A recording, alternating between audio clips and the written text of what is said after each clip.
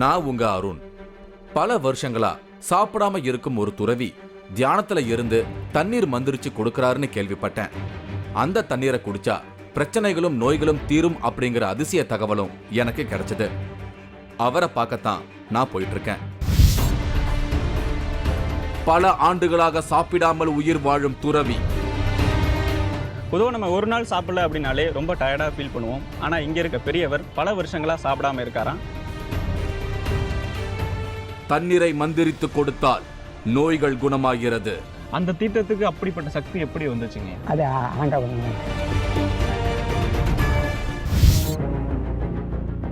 பிரகலாத் ஞானி.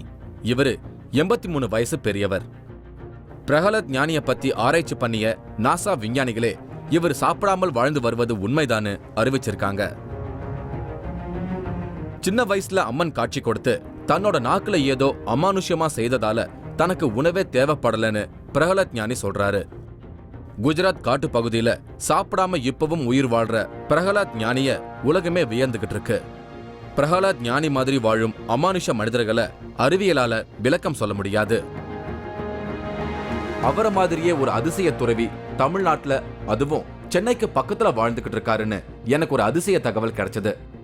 பல வருஷமா சாப்பிடாம இருக்கிற அவரு மந்திரிச்சு கொடுக்கிற தண்ணிய குடிச்சா நோய்களும் பிரச்சனைகளும் தீரும்னு எனக்கு சொல்லி இருந்தாங்க. சென்னை தாம்பரம் பக்கத்துல இருக்கிற திருப்போரூர்ல தான் அந்த துறவி இருக்காருன்னு கேள்விப்பட்டு அங்கதான் இப்ப நான் போயிட்டு இருக்கேன்.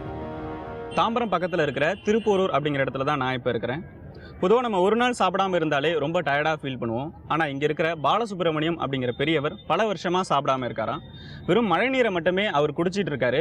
இருந்தாலும் அவர் கையாலேயே சாப்பாடு செஞ்சு நிறைய கர்ப்பிணி பெண்களுக்கும் இன்னும் பல பேருக்கு சாப்பாடு கொடுத்துட்டு இருக்காரு.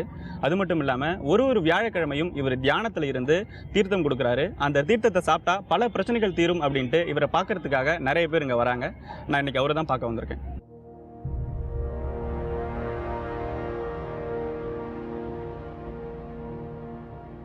இவர்தான் நான் பார்க்க வந்த துறவி. இவரோட பேரு பாலசுப்ரமணியம். இப்ப இவருக்கு 71 வயசாகுது. ஒரு வெள்ளை கோவணம், உடம்பு மேல டவல் போட்டுக்கிட்டு சிம்பிளா இருக்காரு. சின்ன வயசுல இருந்தே வள்ளலார் காட்டிய வழியில இறை வழிபாடு செய்ய ஆரம்பிச்சிருக்காரு. பல வருஷம் சாப்பிடாம வாழற இவருக்கு வள்ளலாரோட உருவ தரிசனம் கிடைச்சதா சொல்றாரு.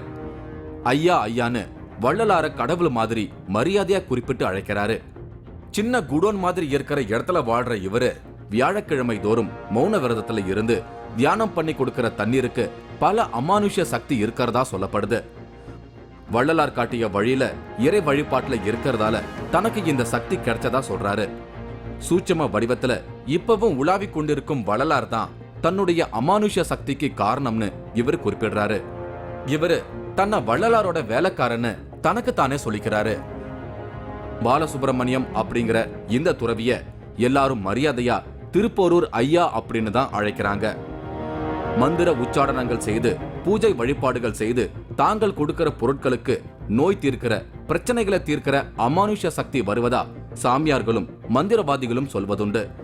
ஆனா திருப்போரூர் ஐயா தூய்மையான உடலோட தியானத்துல இருந்து தீர்த்தம் தரதால அந்த தீர்த்தத்துக்கு அதிசய சக்தி இருக்கிறதா இவர் நம்பிக்கையா சொல்றாரு. இவர் திட உணவு சாப்பிட்டு பல வருஷங்கள் ஆகுதான். கழிவு தங்காத உடலாலும் தியானத்தாலும் தனக்கு அபரிமிதமான சக்தி இருப்பதா இவர் நம்புறாரு. அந்த தீர்த்தம் வாங்கி சாப்பிட்டா அவங்களோட பிரச்சனைகள், உடல்ல இருக்கிற நோய்கள், குடும்பத்தில் இருக்கிற எந்த விதமான தொந்தரவு இருந்தாலும் சரியா போகுது அப்படின்னு சொல்றாங்க. அந்த தீர்த்தத்துக்கு அப்படிப்பட்ட சக்தி எப்படி வந்துச்சுங்க? அது ஆண்டவன் இறைவனுடைய. எனக்கு அந்த அளவுக்கு ஞானம் இல்லை. நான் செய்கிற பணியினால அந்த உடைய சக்தி கிடைக்குது. நான் பிறரடு, அதாவது தன்னெல்லாம் கருதாத உழைக்கிறேன். நான் எந்த எதிர்பார்க்கல இன்னைக்கு இந்த அளவுக்கு. ஆனால் என்னன்னா உடலில் கழிவு பொருள் இல்லாத தீர்த்தம் கொடுத்தா நல்லா இருக்கும்னு நினச்சேன். இங்கே வந்த பிறகு உண்பதெல்லாம் மலமேன்றது இதுவாச்சு. அந்த உண்பது தான் மலம், அது முன்னாடி இருந்த மலம் இல்லையே. இங்கே வந்து ஒரு 11 வருஷத்தில் அந்த மலத்தை நிறுத்தத்துக்கு ஏற்பாடு பண்ணி, ஆனால் இறைவனாக அந்த வரப்பிரசாதம் கிடைச்சிது. அது ஒரு 11 வருஷம் 27 வருஷம் கஷ்டப்பட்ட ஒரு பலன் அது. திருப்போரூர் ஐயா ரொம்ப எளிமையா பேசுறாரு. அவரோட பேச பேச அவரை பத்தி தெரிஞ்சுக்கிற ஆர்வம் எனக்கு அதிகமாச்சுன்னு தான் சொல்லணும். திருப்போரூர்ல முருகன் கோவில் பக்கத்துல இப்ப தனிமையில வாழ்ந்தாலும் இந்த திருப்போரூர் ஐயா கல்யாணமானவர். இந்த துறவு வாழ்க்கைக்கு வருவதற்கு முன்னாடி வியாபாரம் செய்திருக்காரு. சென்னை சென்ட்ரல் பக்கத்துல வாழ்ந்த இவரோட குடும்பம் ரொம்ப செல்வ செழிப்போட வாழ்ந்திருக்கு. விதவிதமான சாப்பாடு, தங்குவதற்கு நல்ல வீடு, அணிவதற்கு காஸ்ட்லியான ட்ரெஸ் அப்படின்னு தன்னோட பிள்ளைகளை இந்த திருப்போரூர் ஐயா வசதியா வாழ வச்சிருக்காரு. இவருடைய இளமை காலத்துல சமுதாயத்தால அடையாளப்படுத்தப்பட்ட மனிதர்கள் தான் இவரோட நண்பர்களா இருந்திருக்காங்க. முக்கியமா சினிமா நடிகர்கள் எம்.என். நம்பியார், ஜெமினி கணேசன் மற்றும் முன்னாள் முதலமைச்சர் கருணாநிதி இப்படி பலரும் இவரோட சகஜமா பழகியிருக்காங்க. தான் கடந்து வந்த வாழ்க்கை பாதையை நினைச்சு பார்க்கும்போது எல்லாருக்குள்ளேயும் ஒரு சந்தோஷம் வரும். இந்த துறவிக்குள்ளேயும் அந்த சந்தோஷம் இருந்ததை என்னால உணர முடிஞ்சது. இந்த குடும்ப வாழ்க்கையில் இருக்கும் பொழுது உங்களுக்கு நிறைய இந்த சினிமா பிரபலங்கள்லாம் பழக்கம், சகஜமாக பேசுவீங்க அப்படின்னாங்க. அப்படி யார் யாரெல்லாம் உங்க நண்பர்களாக இருந்திருக்காங்க? நம்பியார் பேசுவேன், ஜெமினி கணேசன் பேசுவேன், சாவித்திரி பொண்ணுகிட்ட பேசுவேன், இந்த மாதிரியெல்லாம். இவங்கெல்லாம் நீங்கள் இந்த துறவரத்துக்கு முன்னாடியே வந்து ஒரு இயல்பான நட்பு இயல்பான ஜேபிஆர் பேசுவேன். ஜேபிஆர் மாமா அந்த பீச்சுக்கு அசோசியேட் தலைவர். அந்த மாதிரி அங்கே உட்காந்து ஒரு கூட்டமாக பேசுவோம். ஞாயிற்றுக்கிழமையானா சரவண ஹோட்டலில் போய் சாப்பிடுவோம். அது எல்லாருமே சோசியல். அது ஒரு ஆள் கொடுப்போம். ஒரு நாள் வரலன்னா அன்றைக்கி பனிஷ்மெண்ட்டு. யார் யாரெல்லாம் வருவாங்க ஐயா? ஜேபிஆர் வருவாங்க, ராஜாராம் வருவாங்க, நம்ம கே கிருஷ்ணசாமி வருவாங்க, கலைஞரே வந்துருக்கிறாரு, வெண்டரோட்டி ராமச்சந்திரன் வந்துருக்கிறாரு. இவங்கெல்லாம் அரசியல்வாதிங்க. இது எப்போ, எந்த காலகட்டம்? அதெல்லாம் ஒரு 20 வருஷத்துக்கு மேலே. அதே மாதிரி என்னுடைய திருமணத்துக்கு எல்லாரும் வந்தாங்க. சாருதாஸ்லேருந்து கமல்தாஸ்லேருந்து எல்லாரும் வந்து அந்த வாழ்த்தணும். பொருளாதார வசதி உள்ளவங்களோட ஃப்ரெண்ட்ஷிப் கிடைச்சா அதை பயன்படுத்தி பொருளாதாரத்தை உயர்த்த நினைப்பாங்க. ஆனா இவர் துறவி ஆயிருக்காரு. எனக்கு இவர் மேல மரியாதை அதிகமாச்சுன்னு தான் சொல்லணும். வழக்கமா துறவு வாழ்க்கைக்கு வரவங்களோட பின்னணியை ஆராய்ஞ்சு பார்த்தா அதுல சில விஷயங்கள் பொதுவானதா இருக்கும். குடும்ப உறவுகளால கைவிடப்பட்டதாலேயோ பொருளாதாரத்தை இழந்ததாலேயோ நார்மலான சோசியல் லைஃப்ல இருந்து விடுபட்டு துறவு வாழ்க்கைக்கு வருவாங்க. ஆனா இந்த திருப்போரூர் ஐயா இப்படி எந்த நிர்பந்தமும் இல்லாம துறவு வாழ்க்கைக்கு வந்திருக்காரு. குடும்பத்தினருக்கு தேவையான விஷயங்களை செட்டில் பண்ணி விட்டுட்டு கிட்டத்தட்ட 11 வருஷத்துக்கு முன்னாடி இந்த திருப்போரூர் வந்து தனிமையில இந்த சின்ன இடத்துல வாழ்ந்துகிட்டு இருக்காரு. திட உணவு சாப்பிட்றத முழுமையா நிறுத்திவிட்ட இவரு தண்ணீர் மட்டும் ஒரு நாளைக்கு 3 வேளை குடிக்கிறாரு. அதுவும் மழை தண்ணீரை ஸ்டோர் பண்ணி வச்சு அதை மட்டும் குடிக்கிறாரு. அந்த மழை தண்ணீரை ட்ரம்ல சேகரிச்சு வச்சிருந்த இடத்த எனக்கு காமிச்சாரு. மழை தண்ணியை மட்டும் குடிக்கிறதுக்கு விசேஷமான காரணம் அப்படின்னு எதுவும் இல்லைனாலும் இப்படி மழை தண்ணியை குடிக்கிறதால இயற்கையோட நெருங்கி வாழ்றதா உணர முடியுதுன்னு சொல்றாரு. சாதாரணமே வந்து ஒருவேளை சாப்பிடல அப்படின்னாலே பயங்கரமா பசி எடுக்கும், சாப்பிடணும் அப்படின்ட்டு. நீங்க எப்படி கட்டுப்படுத்தி இந்த சாப்பாடை நிறுத்துறீங்க? ஏன்னா சாப்பிடாம ஒரு மனுஷன் இருக்காங்க அப்படின்னா அது ஒரு பெரிய அதிசயம் தான். இப்போ நீங்க வந்தீங்க, இப்போ வந்ததுலேருந்து தண்ணி சாப்பிட்டீங்க இல்லையா? நான் என்ன சாப்பிட்டேன்? உங்க கூட தானே இருக்கிறேன். அவர் வந்தார், நேற்றுலாம் இருந்தார். எவ்வளோ நாள்? அந்த 8 மணி தண்ணினா அந்த 8 மணிக்கு தான், இதோட 2 மணிக்கு தான் தண்ணி. அதை கட்டுப்பாடோட 3 வேளை சாப்பிட்றோம். அந்த தண்ணியை கொதிக்க வச்சு, மழை நீரை கொதிக்க வச்சு சாப்பிட்றோம். இதை வந்து பெருமானுடைய அருள். இது யாருக்கிட்டையும் இல்லை. ஐயா நான் செய்கிற சேவைக்காக கொடுத்த கூலிகள். குடும்ப வாழ்க்கையை விட்டு இவர் விலகி வந்தாலும் நிறைய பேரு இவரை தேடி வராங்க. பிரச்சனைகளோட வர எல்லாரையும் சந்திக்கிறதுக்கு இவர் தயங்கினதே இல்லை. நிறைய பேர் இவரோட தினமும் செல்போன் தொடர்புல இருக்காங்க. தங்களுடைய சுய துக்கங்களை இவரோட ஷேர் பண்ணிக்கிறாங்க. தன்னோட குடும்பத்தை விட்டு இவர் விலகி விட்டாலும் இந்த உலகத்தையே தன்னோட குடும்பமா இவர் ஏத்துக்கிட்டதா தான் என்னால உணர முடிஞ்சது. எல்லாரையும் ஒளிய வழிபட சொன்ன வள்ளலார் திருப்போரூர் ஐயாவுக்கு உருவ வடிவமா காட்சி கொடுத்திருக்காராம். சில வருஷங்களுக்கு முன்னாடி இந்தியாவுக்கும் பாகிஸ்தானுக்கும் இடையே போர் நடந்தது எல்லாருக்கும் தெரிஞ்ச விஷயம்தான்.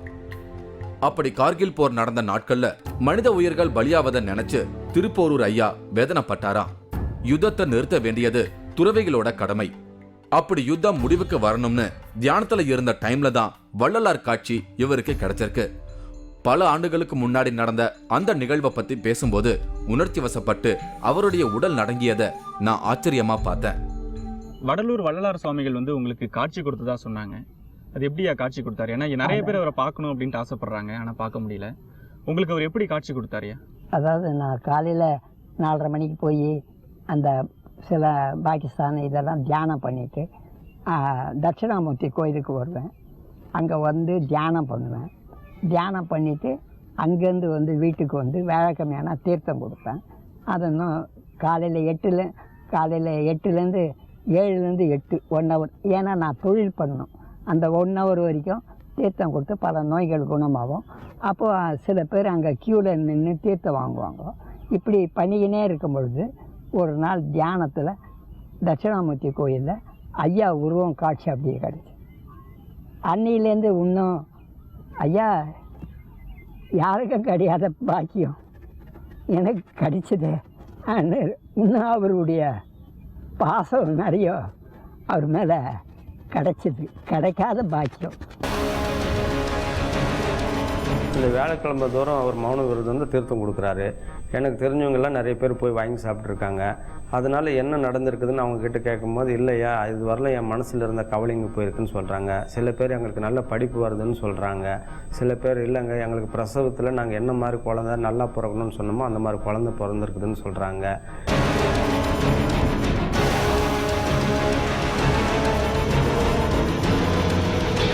ஆச்சி மசாலா வழங்கும் 3வது கண் இடைவேளைக்கு பின் தொடரும்.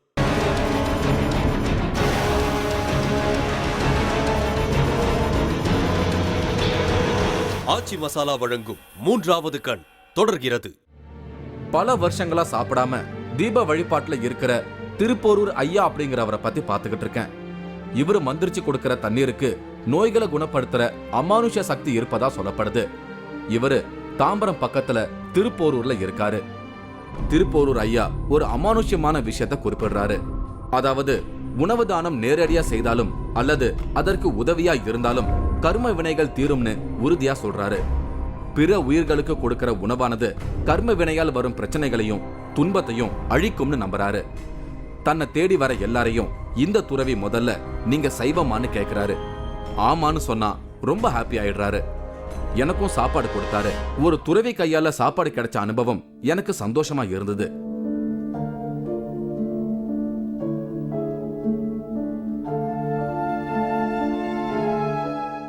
இவரை தேடி தினமும் காலையும் மாலையும் நிறைய குரங்குகள் வருது.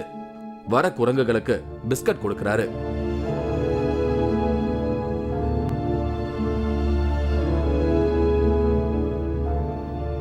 திருப்போரூரை சுத்தி நிறைய பசுக்கள் கன்றுகள் இருக்கு. விசேஷமான உணவு ரெடி பண்ணி பசுக்களை தேடி போய் உணவு கொடுக்கிறாரு. இது எல்லாமும் எனக்கு ஆச்சரிய பதிவுகளா தான் இருக்கு.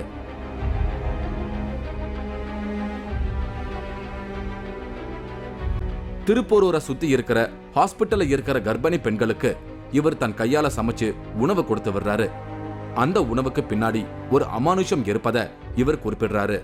அதாவது தன் கையால கொடுத்து வர்ற சாப்பாட்டை கர்ப்பிணி பெண்கள் சாப்பிட்டா சுகப்பிரசவம் ஆகும், பிறக்கிற குழந்தை அறிவாளியா அன்பு நிறைஞ்ச குழந்தையா பிறக்கும்னு இவர் நம்புறாரு. இந்த கர்ப்பிணி பெண்கள் அப்படின்னு வந்து ரொம்ப அக்கறை எடுத்து அவங்களுக்கு வந்து உணவு கொடுக்கணும், அவங்களுக்கு தான் முக்கியமாக உணவு அதிகமாக கொடுக்கணும் அப்படின்னு நீங்கள் ரொம்ப அக்கறை காட்டுறீங்க. அதுக்கு ஏதாவது பெரிய காரணம் இருக்காயா? கர்ப்பிணி பெண்களுக்கு தேடி எடுத்து போய் கொடுத்து அந்த உடைய குழந்தைங்க அறிவுள்ள குழந்தையாக வரணும். நான் கொடுத்த சாப்பாடு நார்மல் டெலிவரியாக வரணும். தியானம் பண்ணி இது வரைக்கும் சில ஆஸ்பத்திரிகள் எல்லாம் கொடுக்குறேன். அது நான் கொடுக்கறது இன்ன வரைக்கும் நான் தான் கொடுக்குறேன்னு என்னுடைய முகமே தெரியாது. ஒரு 11 வருஷமாக எப்படியோ கஷ்டப்பட்டு அதை அணைச்சிடுறேன். வள்ளலார் அமானுஷ்யமாக உணர்த்தியதால தான் இந்த திருப்போரூர்ல வந்து தங்கி இருப்பதா திருப்போரூர் ஐயா சொல்றாரு. திருப்போரூர் முருகன் கோயில் உருவாவதற்கு காரணமாக சொல்லப்படுபவர் சிதம்பரம் சாமிகள். இவருடைய ஜீவசமாதியும் திருப்போரூர் முருகன் கோயில் பக்கத்துல தான் இருக்கு. சிதம்பரம் சாமிகள் தான் வாழ்ந்த காலத்துல விபூதி கொடுத்து அமானுஷ்யமான முறையில பலருடைய நோய்களை தீர்த்திருக்காராம். அந்த சிதம்பர சுவாமிகள் பத்தி வெளி உலகுக்கு தெரியப்படுத்தணும்னு வள்ளலார் அமானுஷ்யமான முறையில கட்டளை கொடுத்ததால இங்க வந்ததா திருப்போரூர் ஐயா குறிப்பிடுறாரு. ஐயா, சிதம்பரம் சுவாமிகள் மடத்துக்கு தான் போவேன் அப்படின்னு சொல்லியிருந்தீங்க. அவர் யாரையா? அது இந்த கோயிலை கட்டின மகான். அவர் விபூதி கொடுத்தா பல நோய் குணமாச்சு. அந்த உழைப்புக்கு ஏற்ற ஊதியம் கட்டி அந்த கோயிலை அவர் தான் கட்டினாங்க. அப்போது எனக்கு இந்த தியானத்தில் இவருடைய புகழை பரப்ப என்னால் முடியல, நீ போய் அவருக்கு பணி செய் ன்னு சொன்னார். அதை சொன்ன உடனே மறுநாள் நைட்டே கிளம்பி இங்கே வந்துட்டு. இவர் பிரபாகரன், பொன்னேரி மேட்டுப்பாளையத்தை சேர்ந்தவர். சித்தர் வழிபாட்டில் முழு நம்பிக்கை கொண்டவர். திருப்போரூர் ஐயா கொடுக்கிற தீர்த்தத்தை பத்தி கேள்விப்பட்ட அனுபவங்களை என்கிட்ட சொன்னாரு. அந்த வியாழக்கிழமை தோறும் அவர் மௌன விரதம் வந்து தீர்த்தம் கொடுக்குறாரு. எனக்கு தெரிஞ்சவங்கெல்லாம் நிறைய பேர் போய் வாங்கி சாப்பிட்ருக்காங்க. அதனால் என்ன நடந்திருக்குதுன்னு அவங்கக்கிட்ட கேட்கும்போது, இல்லையா இது வரல என் மனசில் இருந்த கவலைங்க போயிருக்குன்னு சொல்கிறாங்க. சில பேர் எங்களுக்கு நல்ல படிப்பு வருதுன்னு சொல்கிறாங்க. சில பேர் இல்லைங்க எங்களுக்கு பிரசவத்தில் நாங்கள் என்ன மாதிரி குழந்தை நல்லா பிறக்கணும்னு சொன்னோமோ அந்த மாதிரி குழந்தை பிறந்திருக்குதுன்னு சொல்கிறாங்க. ஐயா, ராமலிங்க சுவாமிகள் அப்படின்னோடனே வடலூர் தான் நம்ம எல்லாருக்குமே ஞாபகம் வரும். வடலூர் ராமலிங்க சுவாமிகளுக்கும் இந்த சின்ன காவனம் கிராமத்துக்கும் என்ன சம்பந்தங்க ஐயா?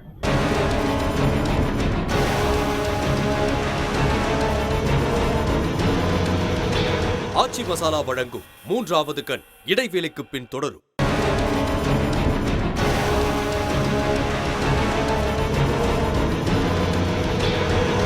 ஆச்சி மசாலா வழங்கும் மூன்றாவது கண் தொடர்கிறது.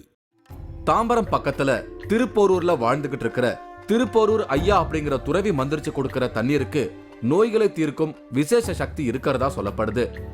அந்த அமானுஷ நிகழ்வுகளை பார்க்கத்தான் நான் இன்னைக்கு திருப்போரூர் மற்றும் பொன்னேரி பகுதிகளில் டிராவல் பண்ணிக்கிட்டு இருக்கேன். சென்னை பொன்னேரி பக்கத்தில் இருக்கிற சின்ன காவனம் அப்படிங்கிற வில்லேஜில் தான் நான் இப்போ இருக்கிறேன். திருப்போரூர் ஐயாவோட முன்னோர்கள் இந்த ஊரில் தான் வாழ்ந்திருக்காங்க. ஒவ்வொரு வியாழக்கிழமையும் மௌன விரதம் இருந்து அவர் ஒரு தீர்த்தம் கொடுப்பாராம். அந்த தீர்த்தத்தை குடிக்கிறதுக்காக பர்டிகுலராக இந்த ஊர்ல இருந்து நிறைய மக்கள் போய் அவரை பார்க்குறாங்க. அவருக்கும் இந்த சின்ன காவனம் கிராமத்துக்கும் நிறைய சம்பந்தம் இருக்கு. அடுத்து நான் ஒரு அதிசய கிராமத்தை உங்களுக்கு சொல்ல போறேன். சின்ன காவனம். இது பொன்னேரி பக்கத்துல இருக்கு. இந்த சின்ன காவனத்துக்கும் திருப்போரூர் ஐயாவுக்கும் ஒரு நெருங்கிய தொடர்பு இருக்கு. அதை பத்தி அப்புறமா சொல்றேன். வள்ளலார் சொன்ன தீப வழிபாட்டுல இருக்கிற பலருக்கும் இந்த சின்ன காவனத்துக்குன்னு ஒரு தனித்துவம் இருப்பதை பத்தி தெரியாது. தீப வழிபாட்டையும் பிற உயிர்களை கொல்லக்கூடாது அப்படிங்கிற தத்துவத்தையும் உலகுக்கு சொன்ன வள்ளலாரை பெற்றெடுத்த சின்னம்மையார் பிறந்த ஊர் இந்த சின்ன காவனம் தான். அதாவது வள்ளலாரின் பாட்டி வீடு இருந்த ஊர். அந்த இடத்துல இப்ப தீப வழிபாடு செஞ்சுக்கிட்டு இருக்காங்க. ஐயா, ராமலிங்க சுவாமிகள் அப்படின்னோடனே வடலூர் தான் நம்ம எல்லாருக்குமே ஞாபகம் வரும். வடலூர் ராமலிங்க சுவாமிகளுக்கும் இந்த சின்ன காவனம் கிராமத்துக்கும் என்ன சம்பந்தங்க ஐயா? ஏன்னா ஈன்றெடுத்த தாய், அந்த தாய் இல்லைன்னா ஐயா வந்திருக்காரு. இந்த சின்ன காவனத்துக்கும் இந்த திருப்போரூர் ஐயாவுக்கும் ஒரு நெருங்கிய தொடர்பு இருக்கு. அவருடைய முன்னோர்கள் இப்ப தீப வழிபாடு நடக்கிற கோயிலுக்கு எதிரில தான் வாழ்ந்திருக்காங்க. தான் அந்த சின்ன காவனத்தை சேர்ந்தவன் அப்படிங்கிற பெருமிதம் இவர்கிட்ட இருக்கு. இந்த சின்ன காவனத்துல இருந்தும் அதை சுத்தி இருக்கிற பகுதிகளில் இருந்தும் திருப்போரூர் ஐயாவை பார்த்து தீர்த்தம் வாங்கி குடிப்பதற்கு நிறைய பேர் வருவாங்களாம். அப்படி பிரச்சனை உள்ளவர்கள் வீட்டுக்கு நேரடியா சென்று இந்த சின்னம்மையார் தீப வழிபாட்டு கோயில சேர்ந்தவங்க பிரார்த்தனை செய்வாங்களாம். திருப்போரூர் ஐயா செல்போன்ல தகவல் சொன்னா சின்னம்மையார் தீப வழிபாட்டு கோயில சேர்ந்தவங்க குறிப்பிட்ட அந்த வீட்டுக்கு போய் பிரார்த்தனை பண்ணுவாங்களாம். இத அகவல் படிப்பதுன்னு குறிப்பிடுறாங்க. இப்படி அகவல் படிச்சு பிரார்த்தனை செஞ்சா பல அமானுஷ ஆச்சரிய மாறுதல்கள் அந்த குடும்பத்தில் நடக்குமா. அதை பத்தி திருப்போரூர் ஐயா என்கிட்ட விளக்கினாரு. ஐயா, இப்போ நிறைய பேர் வந்து உங்ககிட்ட இந்த உடம்பு சரியில்லாதவங்க, குடும்பத்தில் பிரச்சனை இருக்கிறவங்க, பல நோய்வாய்ப்பட்டவங்கலாம் வராங்க. அவங்களுக்கு வந்து தீர்த்தம் கொடுக்குறீங்க. அது மட்டும் இல்லாமல் அகவல் படிக்க சொல்லுவீங்களா? அந்த அகவல் படித்து அந்த பிரச்சனைகள்லாம் தீருமா ஐயா? கண்டிப்பாக அகவல் படிக்க படிக்க தகவல் வந்துக்கினே இருக்கும். அது வந்து 2 hour 3 hourக்கு மேலே ஆகும் அகவல் படிக்க. அந்த முற்றோர் படித்து வேணா நல்லாயிருக்கும், அந்த வீடு நல்லாயிருக்கும். நீங்களே போய் படிப்பீங்களா ஐயா? இல்லை, நான் போக மாட்டேன். நம்ம தொண்டர்களை வச்சு அனுப்புவேன். நான் போயிருந்த நேரத்துல அகவல் படிக்கும் சம்பவம் நடந்தது. இவர் சுரேஷ், இந்த சின்ன காவனத்தை சேர்ந்தவர். இவருடைய அண்ணன் மோகன்குமாருக்கு ஒரு பிரச்சனை இருந்திருக்கு. சில நாட்களுக்கு முன்னாடி மோகன்குமார் திருப்போரூர் வந்து திருப்போரூர் ஐயாவை சந்திச்சு தீர்த்தம் வாங்கி சாப்பிட்டிருக்காரு. இப்ப மோகன்குமார் வீட்டுல தான் அதிசய விளைவுகளை நடத்தக்கூடிய அகவல் பிரார்த்தனை பண்ண போறாங்க. நான் போயிருந்த டைம்ல மோகன்குமார் வீட்டுல இல்லாததால அவருடைய தம்பி சுரேஷை சந்திச்சு பேசினேன். எங்கள் பிரதர் தான் மோகன்குமார். எங்கள் அண்ணி பேர் வந்து கலாவதி. அவங்க கொஞ்சம் உடம்பு நல்ல சரியில்லை அவங்களுக்கு. அதனால் வந்து திருப்பூரூர் சாமிஜி பார்க்கறதுக்காக போயிருந்தாங்க. அங்கே போயிட்டு சாமிஜி வியாழக்கிழமையில் அந்த மௌன விரதம் இருந்து அந்த தீர்த்தம் கொடுத்தாங்க. அதை சாப்பிட்ட பாடு எங்கள் அண்ணிக்கும் எங்கள் அண்ணனுக்கும் கொஞ்சம் உடல் நல்லா பரவாயில்ல. அந்த வள்ளலார் திருச்சபையிலேருந்து வந்து வீட்டுக்கு அதான் வாரத்தில் ஒரு நாள் இல்லை மாதத்தில் ஒரு நாள் வந்து இந்த பாராயணம் படிக்கிறாங்க. அதை படித்தா எங்களுக்கு கொஞ்சம் மன நிம்மதி இருக்குது. வீட்டு ஹால்ல தீபம் ஏத்துனாங்க.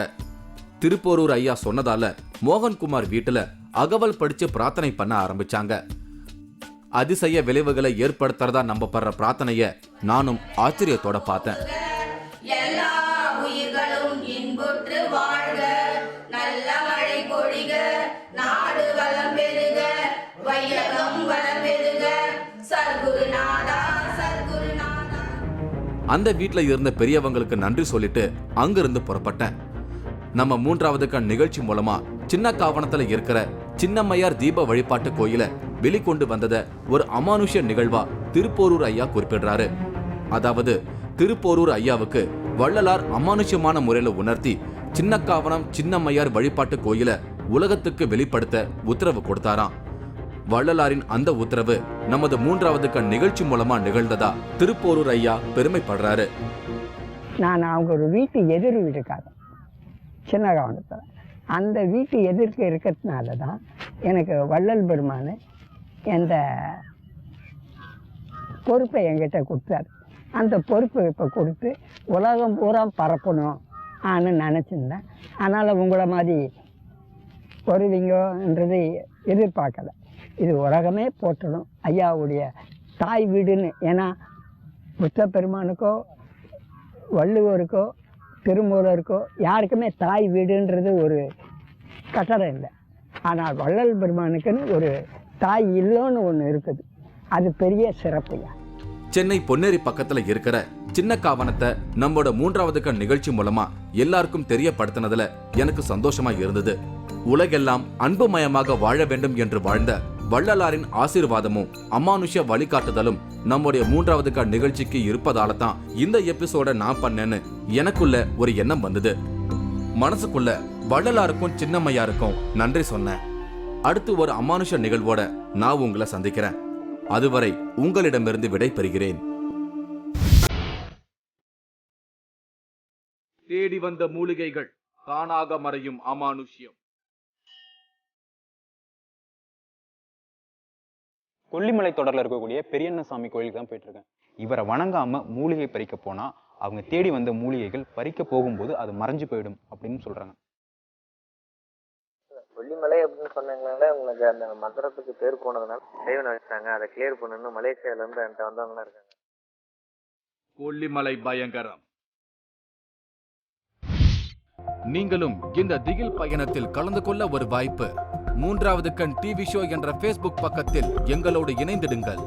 உங்களது அமானுஷ்ய அனுபவங்களை பதிவு செய்து இந்த நிகழ்ச்சியில் பங்கு பெறும் வாய்ப்பை பெறுங்கள்.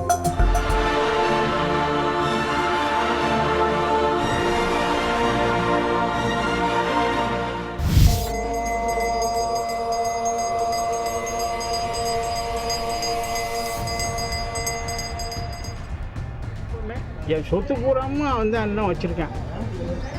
எனக்கு பலவிதமான தொழிலெல்லாம் கட்டி வச்சு என்னை நிம்மதி இல்லாத வாழ்க்கையை என்னை வாழ வச்சுக்கிட்டு இருக்கேன்.